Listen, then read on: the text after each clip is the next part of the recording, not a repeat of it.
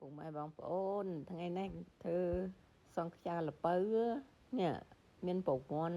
5ពងទា4ហើយបងប្អូនគោះហើយកុំដាក់ពងមាន់សុទ្ធទៅដាក់ពងមាន់សុទ្ធអត់រឹងទេសាច់សង្ខ្យានឹងតុនលាយ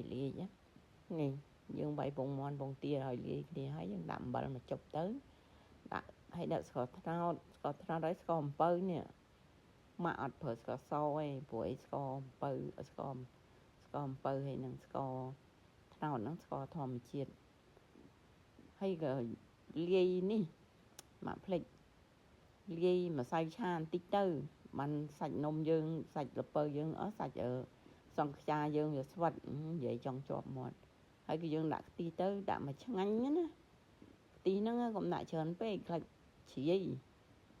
ហើយក៏ត្រង់វាឲ្យយកអាសាច់ទាំងឲ្យម៉ត់យកអាពងហ្នឹងឲ្យម៉ត់ហើយ